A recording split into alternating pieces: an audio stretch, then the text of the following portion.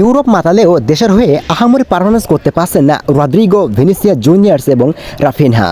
তাদের থেকে ব্রাজিলের স্থানীয় প্লেয়াররা বেশ ভালোই খেলছেন, এমনটা ব্যক্ত করেছেন ব্রাজিলের প্রেসিডেন্ট লুলা দে সিলভা।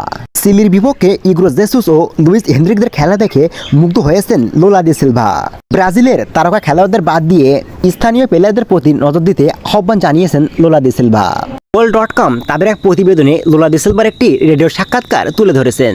এখানে তিনি বলেন, যারা বিদেশে খেলছে তারা এখানকার চেয়ে খুব ভালো নন, সুতরাং এখানে যারা খেলেছে তাদেরকে সুযোগ দেওয়া হোক। রিয়াল মাদ্রিদের ভিনিসিয়াস জুনিয়র্স, রদ্রিগো, মিলিতাও এবং এনরিক কিংবা বার্সেলোনার রাফিনার মতো স্থানীয় প্রতিভাবান প্লেয়ারদের প্রতি নজর দিতে বলেছেন লুলা দে সিলভা।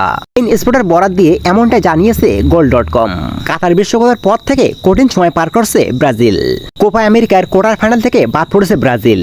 2026 বিশ্বকাপের বাছাই পর্বেও নাজেহাল অবস্থা ব্রাজিলের। চিলির বিপক্ষে সবশেষে ম্যাচটা না জিতলে তো শঙ্কায় পড়ে যেতে হবে আগামী বিশ্বকাপে ব্রাজিল খেলবে কিনা। 9টি ম্যাচ খেলে 4টি জয়, 1টি ড্র, তাদের মোট পয়েন্ট 13। 5টি দলের মধ্যে তাদের অবস্থান 4 নম্বরে।